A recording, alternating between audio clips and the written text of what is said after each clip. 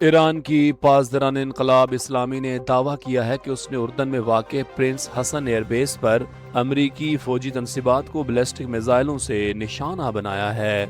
ایرانی حکام کے مطابق حملے میں کمانڈ اینڈ کنٹرول سینٹر اور MQ-9 ڈرونز کے ہینگرز کو نشانہ بنایا گیا۔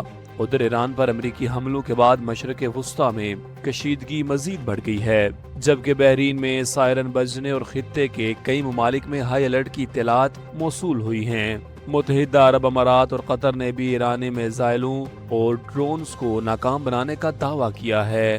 ایرانی سرکاری میڈیا کے مطابق ایران نے آبنہ ہرمز کو تاحکم ثانی بند کرنے کا اعلان کر دیا ہے اور خبردار کیا ہے کہ کسی بھی اشتعال انگیزی کا سخت جواب دیا جائے گا۔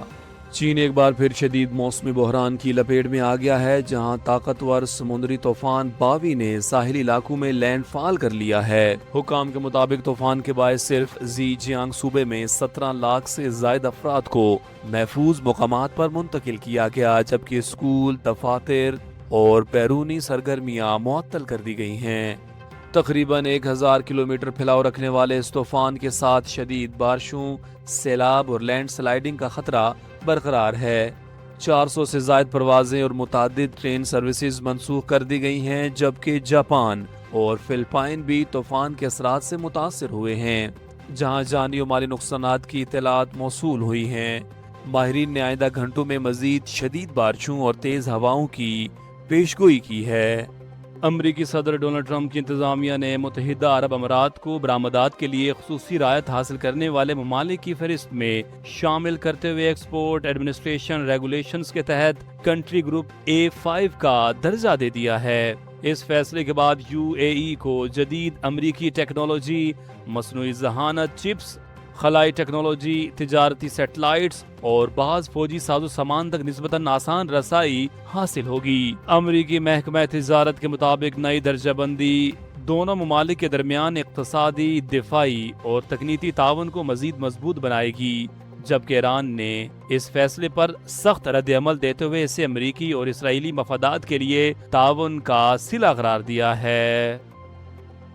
بلوچستان میں مانگی ڈیم پولیس چیک پوسٹ پر حملے کے بعد سیکیورٹی فورسز اور پولیس کا مشترکہ آپریشن شوبان شدت سے جاری ہے، جس کے دوران مزید 7 خوارج ہلاک کر دیے گئے ہیں۔ سیکیورٹی ذرائع کے مطابق آپریشن شوبان میں ہلاک دہشت گردوں کی مجموعی تعداد 64 ہو گئی ہے، جبکہ دیگر انٹیلیجنس بیسڈ آپریشن سمیت یہ تعداد 102 تک پہنچ چکی ہے۔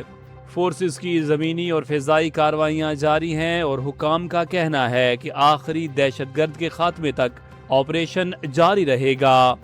صدر مملکت، وزیر اعظم اور وزیر داخلہ نے سیکیورٹی فورسز کی کارروائیوں کو سراہتے ہوئے دہشت گردی کے مکمل خاتمے کے عزم کا اعادہ کیا ہے۔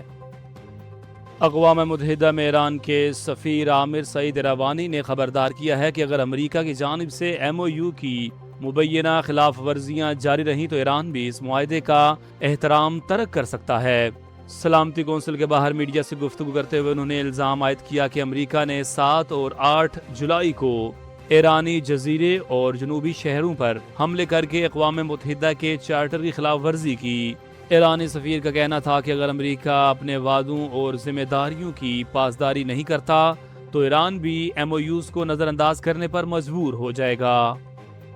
شمالی کوریا نے نیٹو سربراہی اجلاس کو شدید تنقید کا نشانہ بناتے ہوئے کہا ہے کہ جوہری ہتھیاروں کے خاتمے کا آغاز پہلے امریکہ کے اتحادی ممالک سے ہونا چاہیے۔ شمالی کوریا کی وزارت خارجہ کے مطابق نیٹو ایک ایسا اتحاد بن چکا ہے جو جنگ اور مہاجرائی کو فروغ دیتا ہے، جبکہ مغربی ممالک کی جانب سے پیانگ یانگ کو جوہری پروگرام ترک کرنے پر مجبور کرنے کی کوششیں ناکام ہو چکی ہیں۔ بیان میں کہا گیا کہ اگر جوہری تخفیف اسلحہ کی کوئی سنجیدہ کوشش ہونی ہے تو اس کا آغاز ان نیٹو ممالک سے ہونا چاہیے جو جوہری ہتھیاروں کے مشترکہ انتظامات کا حصہ ہیں۔ شمالی کوریا نے اس عزم کا بھی اعادہ کیا کہ وہ اپنی خود مختاری، قومی سلامتی اور دفاعی صلاحیت کو مزید مضبوط بناتا رہے گا۔